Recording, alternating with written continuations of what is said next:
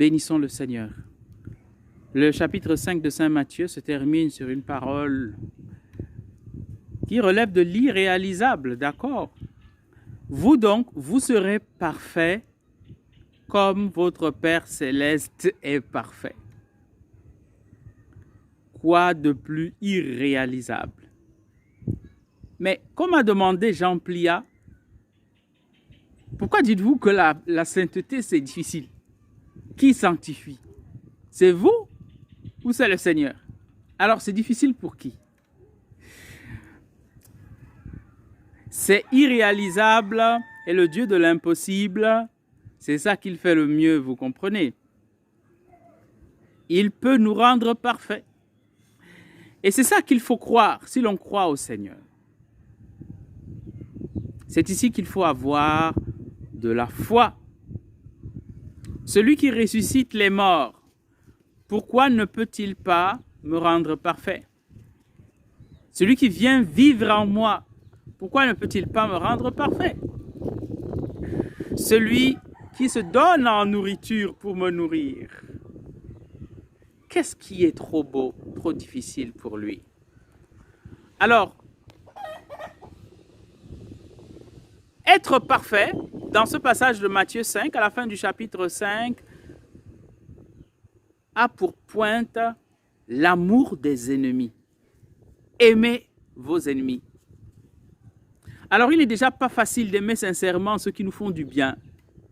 Oui, parce que quelqu'un qui vous fait du bien, vous pouvez être jaloux de lui, vous pouvez être embêté, gêné par ses manières de faire, vous pouvez être agacé par même le son de sa voix.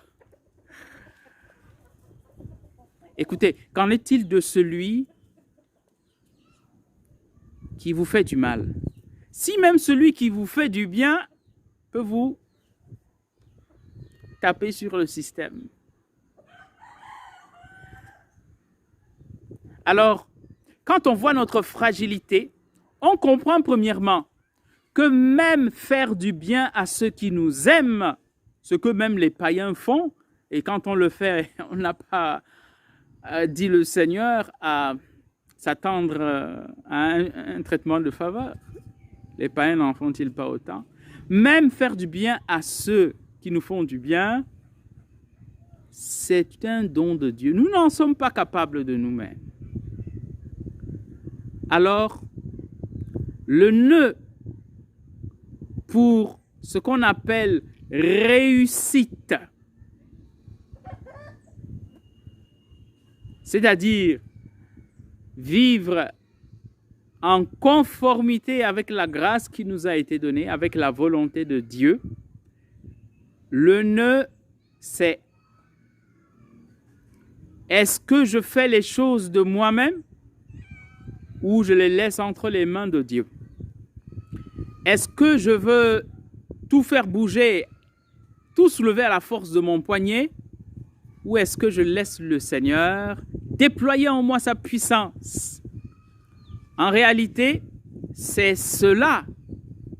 Si vous refusez le passage à Dieu pour venir dans votre cœur et pardonner celui qui vous a fait beaucoup de mal, il ne viendra pas. Il ne force personne. Mais si vous l'invitez et que vous lui avouez votre incapacité à pardonner, alors il le fait.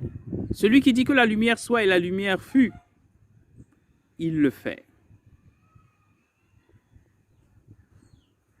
Et les personnes qui sont arrivées à aimer ceux qui leur étaient naturellement antipathiques, ils sont arrivés par la seule force de Dieu. Alors, vous serez parfaits comme votre Père céleste est parfait. Y croire, le demander. Seigneur Jésus, ouvre mon cœur à la perfection. Donne-moi de me laisser faire par ta grâce agissante. Amen.